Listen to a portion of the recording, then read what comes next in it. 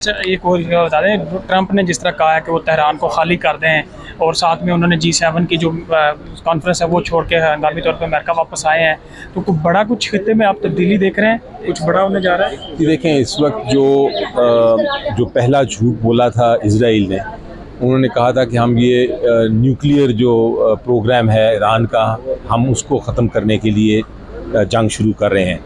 लेकिन असल जो उसका मकसद था वो बाद में पता चला, जब उन्होंने बयान दिया, जो प्राइम मिनिस्टर हैं इजराइल के, उन्होंने जब बयान दिया कि हम एक्चुअली रिजीम चेंज चाहते हैं, यानी कि हम तब्दील करना चाहते हैं हुकूमत को, तो ये मुझे लगता है ग्रैंड डिज़ाइन है, हुकूमत को तब्दील करने की वजह से जंग की है।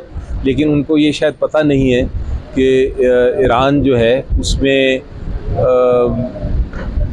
जो हुकूमत है वो एक इलेक्टेड हुकूमत है, एक पॉपुलर हुकूमत है।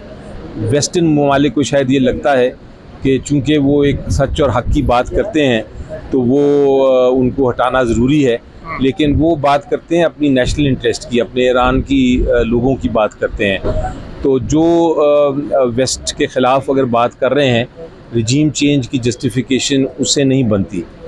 उन्होंने कभी किसी मुल्क पे, आप तारीख़ देख लें, ईरान ने कभी अपने हमसाये पे अटैक नहीं किया, किसी दूसरे मुल्क पे अटैक नहीं किया। तो ये कहना कि वो उनसे कोई ख़दशा है, बिल्कुल दुरुस्त बात नहीं है। प्रोग्राम जो है उनका, न्यूक्लियर प्रोग्राम उनका हक़ है। हाँ, ये नहीं हो सकता कि उसके साथ वो एटॉमिक बॉम्ब बनाए, लेकिन न्यूक्लियर आप वो इस्तेमाल कर सकते हैं और उनको रोका नहीं जा सकता। निगोशिएशंस उनकी जारी थी, निगोशिएशन जारी होने के बावजूद जब भी अगले दिन संडे को, मेरा ख्याल है इतवार के दिन उनकी निगोशिएशन की नेक्स्ट मीटिंग थी, तो जुमे को या हफ्ते को उन्होंने अटैक कर दिया। तो ये सारी चीज़ें जो हैं ये आपको नज़र आती है कि नाइंसाफ़ी हो रही है उनके साथ।